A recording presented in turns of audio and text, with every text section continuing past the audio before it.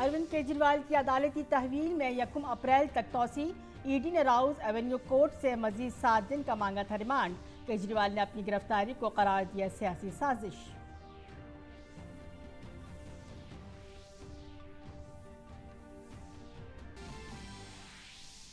हिरासत में रहते हुए सीएम के ओहदे से इस्तीफा देने से मुताल्लिक केजरीवाल की अर्जी पर दिल्ली हाई कोर्ट का मदाखलत से इनकार। कहा, अदालती मदाखलत की कोई गुंजाइश नहीं। बीजेपी का केजरीवाल पर फिर हमला।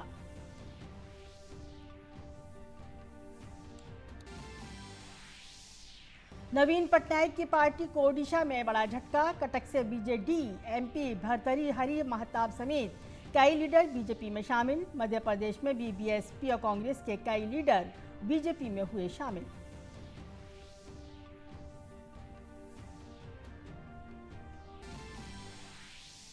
महाराष्ट्र में महाविकास आघाड़ी का बहरान हुआ संगीन।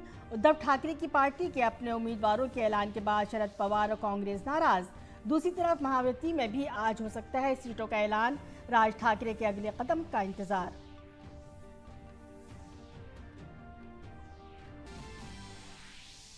इंतखाबात के दूसरे मरहले के लिए नामजदगी का दौर आज से हुआ शुरू। 26 अप्रैल को होने वाले इंतखाबात के लिए कागजात नामजदगी दाखिल करने के लिए 4 अप्रैल है आखिरी तारीख।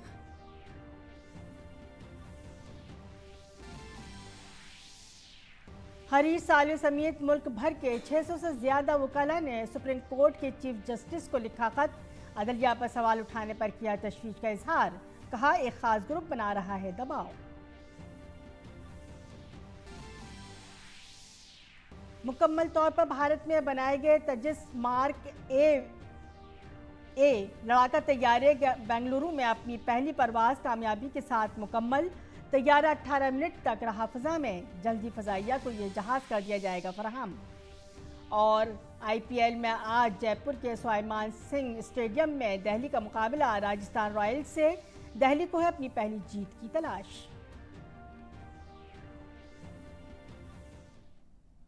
आदाब 5:30 के खबरनामे में आपका खैर मकदम है। मैं हूं सबिया खान। खबर तफसील से। अरविंद केजरीवाल की अदालती तहवील में राउज एवेन्यू कोर्ट ने 1 अप्रैल तक यानी मजीद 4 दिन की तोसी कर दी है।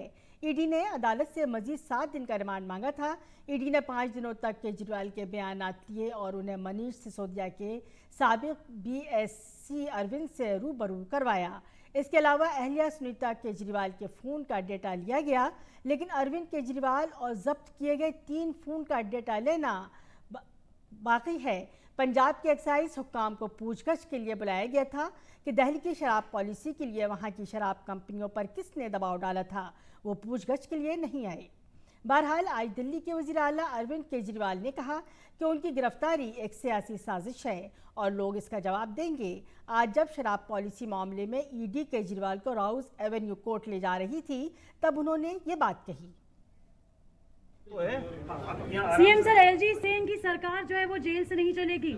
What would you like to say on this? LG कह रहे हैं सरकार जेल से नहीं चलेगी। ये एक पॉलिटिकल षड्यंत्र है, जनता इसका जवाब देगी। दिल्ली के वज़ीर आला अरविंद केजरीवाल की राउज एवेन्यू कोर्ट में पेशी हुई। इस दौरान जब उनसे पूछा गया कि लेफ्टिनेंट गवर्नर ने कहा था कि हुकूमत जेल से नहीं चलेगी, तो केजरीवाल ने कहा कि आवाम इसका जवाब देगी।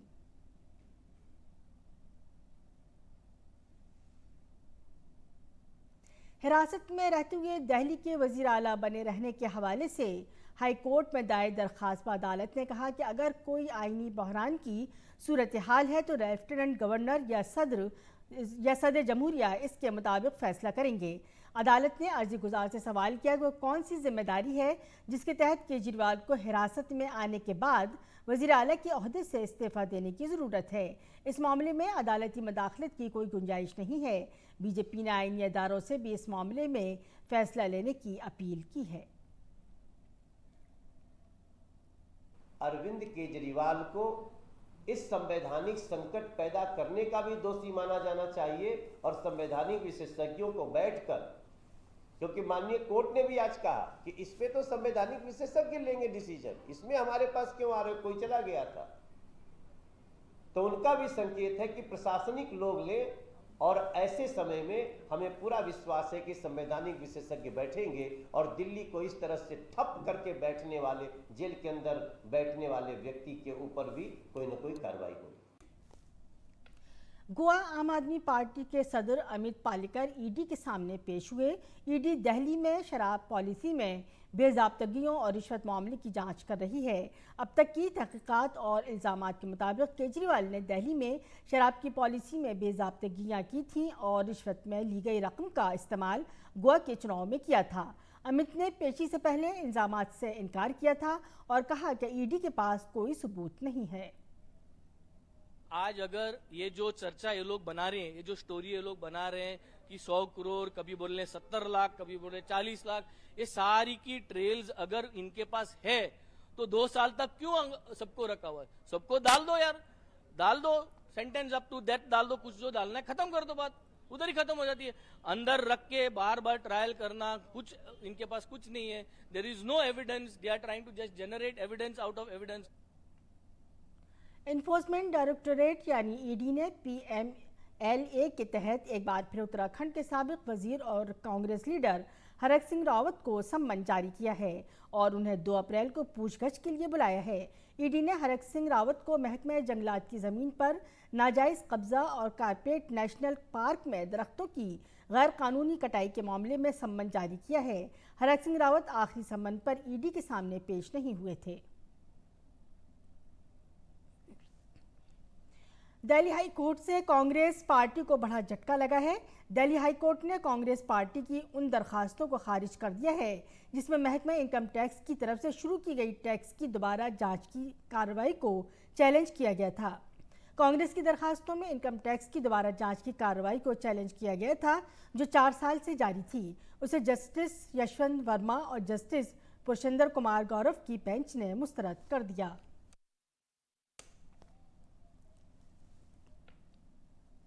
ओडिशा में हुक्मरान बीजू जनता दल को बड़ा धचका लगा है।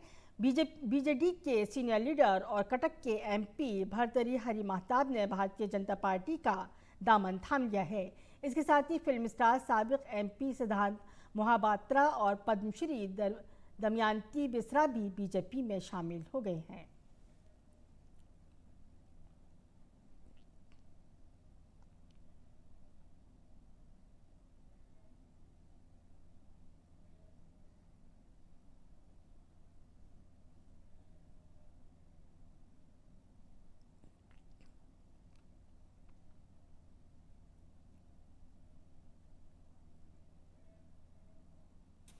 मैं शुक्रगुजार हूँ। एक निर्णय जीवन के एक पड़ाव में लेना अनिवार्य हो जाता है। पिछले 10 साल से जो मैंने अनुभव किया और मुझे लगा कि ये निर्णय सही होगा, इस समय भाजपा के साथ जुड़ना, एक नई टीम, नई शुरुआत, नई इनिंग्स में कुछ शुरू करने जा रहा हूँ। मुझे आशा है आपका पूरा समर्थन मिलेगा और सबसे बड़ी बात यह है कि उड़ीसा में जो परिवर्तन होने जा रहा है, आप अगर उड़ीसा आए तो खुद देख सकेंगे। आम इंतखाबात के ऐलान के साथ ही तमाम सियासी जमातें आवाम से राब्ते में मसरूफ़ हैं। इस सम्त में उत्तर प्रदेश के वज़ीर आला योगी आदित्यनाथ ने शामली में दानिश्वरों की कॉन्फ्रेंस से खिताब किया। कॉन्फ्रेंस से खिताब करते हुए योगी आदित्यनाथ ने बीजेपी उम्मीदवारों की हिमायत करने की अपील की। शामली पहुंचने से पहले वज़ीर आला योगी आदित्यनाथ ने मुजफ्फरनगर में दानिश्वरों की कॉन्फ्रेंस में भी शिरकत की।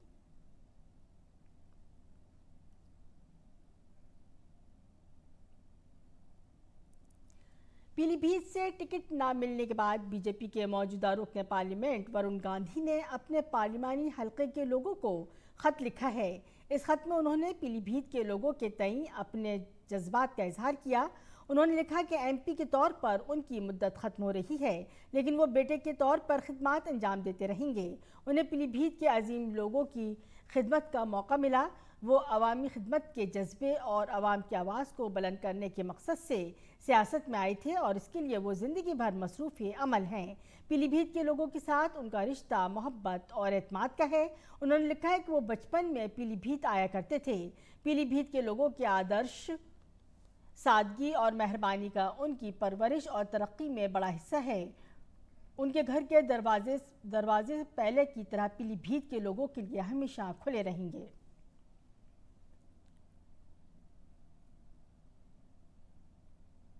हम अमेठी और रायबरेली की पार्लिमानी सीटों की बात करेंगे। इसी वजह से ये सीट बहस का मौजू बन गई है। सवाल यह है कि क्या इस बार दोनों सीटों से गांधी खानदान का दावा खत्म हो रहा है। अमेठी से बीजेपी एमपी स्मृति ईरानी से पिछला इलेक्शन हारने के बाद राहुल गांधी इस बार यहां से नहीं लड़ रहे हैं। इस बार राहुल गांधी का नाम अब तक सिर्फ केरला के वायनाड से उम्मीदवार के तौर पर सामने आया है, अमेठी से नहीं। दूसरी तरफ बढ़ती उम्र और सेहत का हवाला देते हुए सोनिया गांधी भी रायबरेली से इलेक्शन न लड़ने का फैसला किया है। ऐसे में सवाल यह है कि कांग्रेस के जहन में क्या है, क्योंकि कांग्रेस की सेंट्रल इलेक्शन कमेटी की मीटिंग में इन दोनों सीटों पर बात नहीं हुई। दूसरी तरफ बीजेपी भी रायबरेली सीट से उम्मीदवार खड़ा करने से पहले ये जानने के लिए शायद इंतजार कर रही है कि कांग्रेस की जानिब से कौन उम्मीदवार होगा। अंदरूनी बहस ये भी है कि शायद प्रियंका गांधी आखिरी वक्त में रायबरेली से इलेक्शन लड़ सकती हैं। मुल्क भर से 600 से ज़्यादा वकाला ने चीफ जस्टिस ऑफ इंडिया को ख़त लिखकर ऐसे ग्रोहों के खिलाफ तशवीश का इजहार किया है जो अदलिया की सालिमियत को नुकसान पहुंचा रहे हैं। तशवीश का इजहार करने वालों में मुल्क के मारूफ वकला भी शामिल हैं। वकला के मुताबिक ये ग्रुप ख़ासतौर पर सियासी शख्सियात और बदउनवानी के इल्ज़ामात के मुकदमात में अदालती नताइज पर असरअंदाज होने के लिए दबाव देने की हथकंडे अपना रहा है। इनका मौक़िफ़ है कि इन इक़दामात से जमहूरी ढांचे और अदालती अमल पर एतमाद को ख़तरा है। वकला का कहना है कि अदलिया के बारे में झूठी कहानियाँ फैलाई जा रही हैं, जिनका मकसद जारी कार्रवाई को बदनाम करना और अदालतों पर अवाम के एतमाद को मजरूह करना है। इसका एकमात्र उद्देश्य है जुडिशरी पर, हमारे ऑनरेबल जजेज पर प्रेशर डालना और अपने ढंग का, अपने मन मुताबिक आदेश चाहते हैं लोग। जब करप्शन में इन्वॉल्व किसी एक्यूज्ड को रिलीफ नहीं मिलता है न्यायपालिका से, तो उस पर एक प्रेशर टैक्टिस करके, इस ढंग का सोशल मीडिया का उपयोग करके, दुरुपयोग करके, और इन लोगों ने प्रयास ये चाहा है कि जुडिशरी पर हम दबाव डाल के अपने मन मुताबिक ऑर्डर ले लें। मुझे लगता है कि देश की जनता और देश के जो भी जागरूक वकील हैं, मोर देन 99%, वो ऐसे जो किसी ढंग के हथकंडे को, किसी ढंग के जुडिशरी पर अटैक को बर्दाश्त नहीं करेंगे। भारतीय जनता पार्टी के तर्जुमान और सुप्रीम कोर्ट के वकील गौरव भाटिया ने अदलिया पर तनकीद के मामले पर अपोजिशन पर हमला किया है। गौरव भाटिया ने इसे तशवीशनाक करार दिया। जो लोग दबाव बनाते हैं न्यायपालिका पे, न्यायाधीशों पे आपत्तिजनक टिप्पणी करते हैं बिना प्रमाण के, ये चिंताजनक है। मैं समझता हूं सब अपना अपना काम कर रहे हैं, लेकिन जो विपक्ष के नेता हैं, ये खासकर अनर्गल बयान करना, न्यायपालिका को कमजोर करना, और राहुल गांधी जैसे नेता कह देते हैं कि न्यायपालिका को एक और दो व्यक्ति चला रहे हैं। ये कितना दुर्भाग्यपूर्ण है। लोकतंत्र में इस तरह के अनर्गल बयानों का, दबाव बनाने का कोई स्थान नहीं है।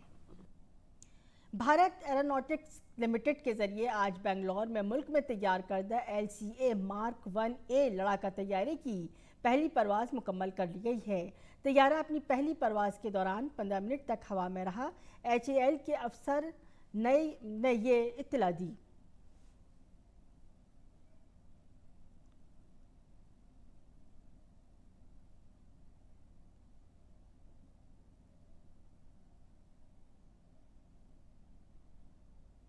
मरकजी हुकूमत ने मनरेगा उजरत की शरह में तरमीम के हवाले से ताज़ा तरीन नोटिफिकेशन जारी किया है। मुल्क भर में Mahatma Gandhi National Rural Employment Guarantee Scheme यानी मनरेगा के तहत काम करने वाले मजदूरों को अब पहले से ज़्यादा यौमिया उजरत मिलेगी। हुकूमत ने मनरेगा उजरत की शरह में 3 से 10% इजाफा किया है। हिंदुस्तान भर में मनरेगा की उजरत में औसतन 28 रुपये यौमिया इजाफा है। माली साल 2024 और 2025 की औसत तनख्वाह 289 रुपये होगी, जबकि माली साल 2023 और 24 के लिए ये 261 रुपये है। हुकूमत के इस नोटिफिकेशन से जाहिर होता है कि हरियाणा में ज़्यादा से ज़्यादा उजरत 374 रुपये यौमिया होगी। सबसे ज़्यादा इजाफा गोवा में 10.56% और कर्नाटक 10.4% हुआ है। हाई कोर्ट की हिदायत पर एएसआई की टीम धार की तारीखी भोजशाला के सर्वे का काम मुसलसल कर रही है। आज 7वें दिन भी सर्वे का काम जारी है।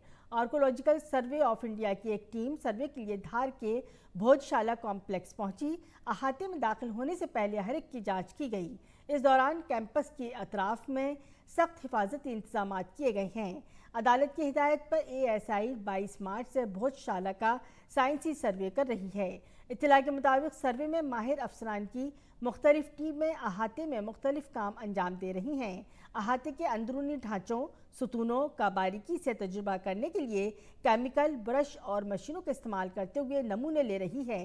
कैंपस के बाहर मिट्टी की खुदाई करके कुछ जगहों की निशानदेही की गई है और उनका साइंसी तरीके से तजुर्बा किया जा रहा है। उत्तराखंड के उधम सिंह नगर जिले के नानमत्ता साहिब गुरुद्वारे में बाबा तासिम सिंह को गोली मारकर कत्ल कर दिया गया। 2 मोटरसाइकिल सवार हमलावरों ने डेरे के बाहर से फायरिंग की। इस हमले में तासिम सिंह शदीद जख्मी हो गए। अस्पताल में इलाज के दौरान उनकी मौत हो गई।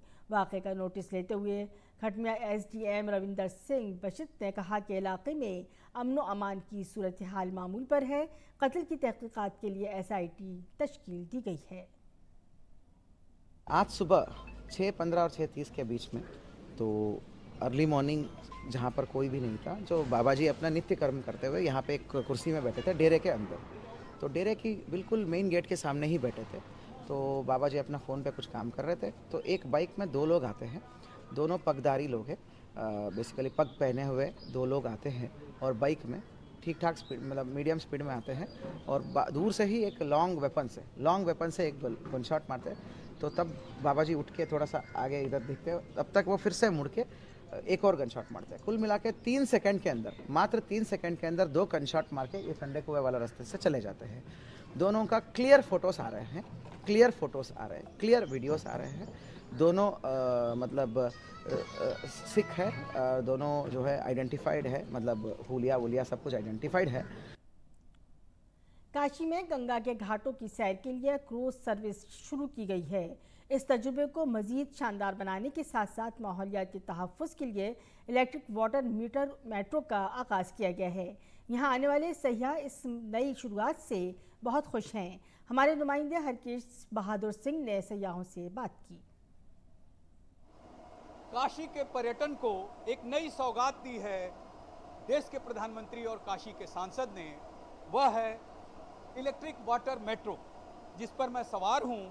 मेरे पीछे राजघाट का पुल दिखाई दे रहा है और इस पूरी व्यवस्था को अलकनंदा क्रूज, जो यहाँ की कंपनी है, वो देखती है।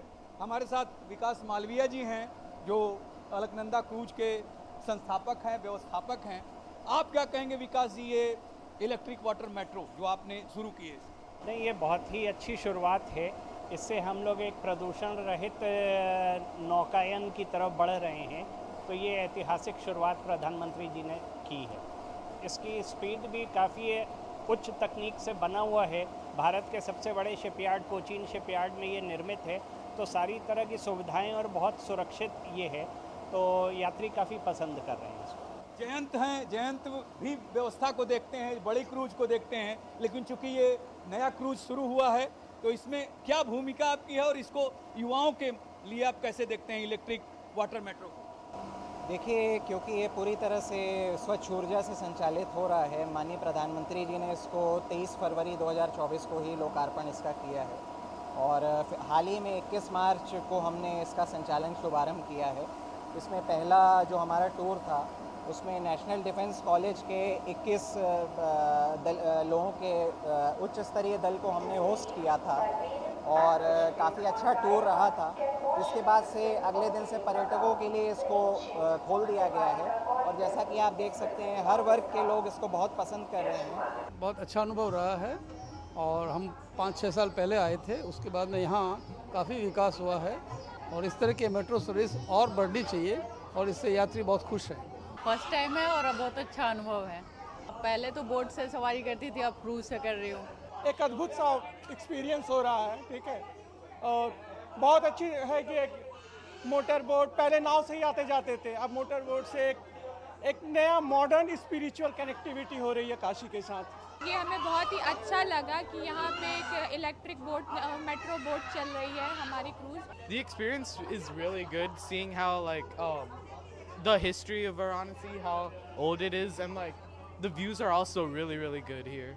चूँकि यह जो नया इलेक्ट्रिक वाटर मेट्रो शुरू हुआ है, यह नमो घाट से शुरू होकर 80 घाट तक जा रहा है। प्रत्येक घाट के बारे में बताते हैं कि क्या महत्ता है उस घाट की, काशी की क्या महत्ता है, चाहे वो नमो घाट हो, दशाश्वमेध घाट हो, मणिकर्णिका घाट हो, या केदार घाट हो, हरिश्चंद्र घाट हो, या 80 घाट हो। हर घाट के बारे में बताते हैं। इससे लोगों को काशी के घाटों के बारे में इस क्रूज के माध्यम से पता चलता है।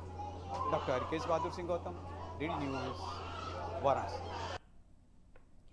गैर मुल्की खबरों में, मगरबी अफ्रीकी मुल्क सेनेगाल में होने वाले सदारती इंतखाबात में अपोजिशन उम्मीदवार बसायरो डोमाए फाइक ने 54% से ज़ायद वोट हासिल कर लिए हैं। हुक्मरान इत्तेहाद के उम्मीदवार अमावो बाब ने 35% वोट हासिल किए। दारुल हुकूमत डकार की अपील कोर्ट ने इंतखाबात के ये नताइज जारी किए हैं। अमेरिकी महकमा खारजा का ख्याल है कि इसराइल और हमास के दरमियान यरगमालियों के हवाले से बातचीत अभी ख़त्म नहीं हुई है। अमेरिका को अब भी उम्मीद है कि यरगमाल बनाए गए लोग अब भी रिहा किए जा सकते हैं। आपको बताते चलें कि अब तक गज़ा में 130 से ज़ायद यरगमाल हैं। इसी वज़ारत ख़ारजा ने वाज़ेह किया कि फ़लस्तीनी दहशतगर्द गिरोह के बाकी मानदा कमांडरों को फ़ौजी कार्रवाई में हलाक किया जा सकता है।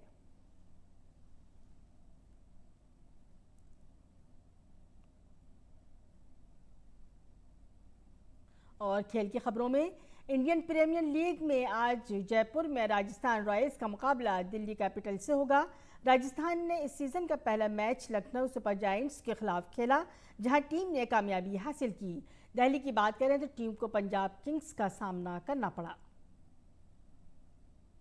सनराइजर्स हैदराबाद ने बुध को Rajiv Gandhi international cricket stadium में एक हाई स्कोरिंग मुकाबले में मुंबई इंडियंस को 31 रन से शिकस्त देकर इस IPL सीजन की अपनी पहली जीत दर्ज की। सनराइजर्स हैदराबाद ने इस मैच में पहले बल्लेबाजी करते हुए ट्रेविस हेड, अभिषेक शर्मा और हेजिक क्लासीन की शानदार निस्फ सेंचुरियों की बुनियाद पर IPL की तारीख का सबसे बड़ा स्कोर बनाया।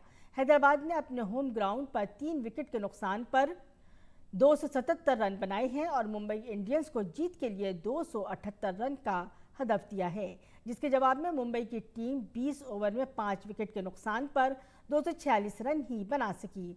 तिलक वर्मा ने सबसे ज़्यादा 64 रन बनाए। लोकसभा की साबिक स्पीकर सुमित्रा महाजन का मानना है कि आज मुल्क में खेलों के मैदान में नए रिकॉर्ड कायम हुए हैं।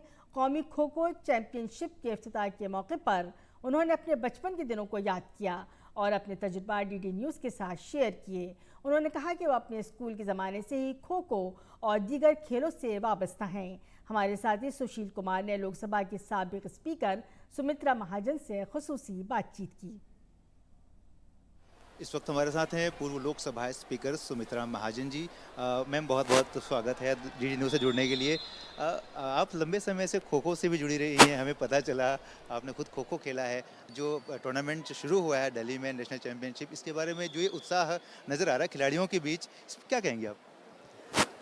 मुझे तो बहुत अच्छा, क्योंकि शुरू से मैं कबड्डी और खो खो, मैंने बचपन में तो हम खूब खेले। मैं तो खो खो की हमारी वाइस कैप्टन हमारे स्कूल की होती थी।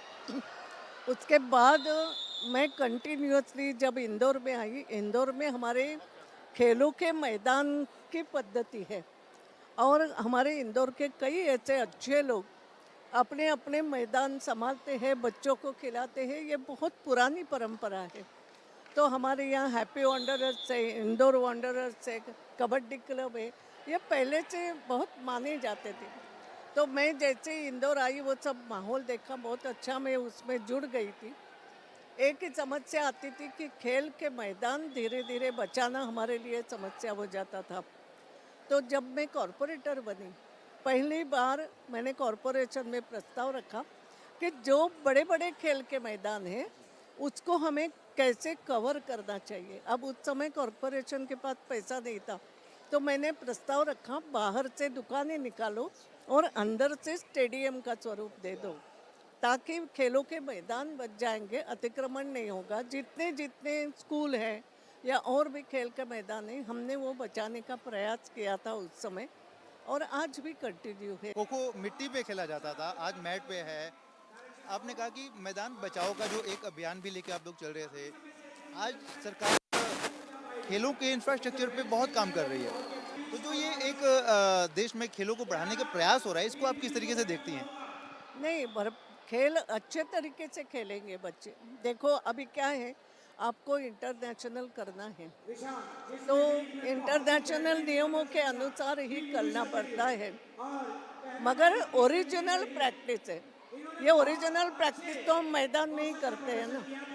जैसे कभी कभी लगता है कि कुश्ती, ये कुश्ती जो है, ये कुश्ती हम मिट्टी में ज़्यादा अच्छे खेलते हैं, मगर अब मैट पे होने लगे, मगर ओरिजिनल प्रैक्टिस हम मिट्टी में ही करते हैं। मिट्टी से जुड़ना जो हमारा है वो कहीं कम नहीं होगा, और मैदानी खेल है। अच्छा, इसमें कुछ नहीं लगता है, साधन भी नहीं हो, केवल खिलाड़ियों को प्रोत्साहन दो, उनको आगे बढ़ने दो, तो तैयार कोचिंग अच्छा मिले, तो अब ये सब होने लगा है। खेलों की भावना जो महत्व है वो स्पोर्ट्समैन स्पिरिट, संगठन, खेल सांघिक होता है, खेल व्यक्तिगत नहीं।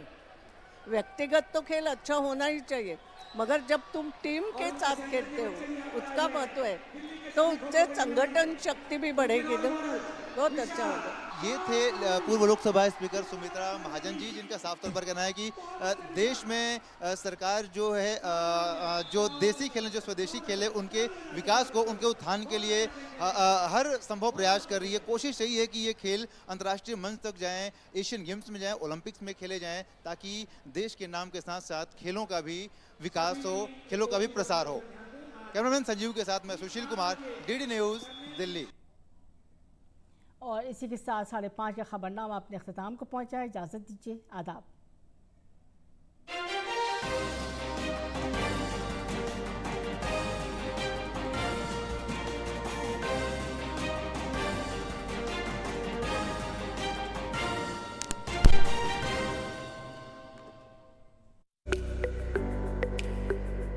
मुख्तलिफ बीमारियों के बारे में आपके हर सवाल का जवाब देंगे हमारे माहिर डॉक्टर। बताएंगे आपको सेहतमंद जिंदगी का राज, ताकि आप बदल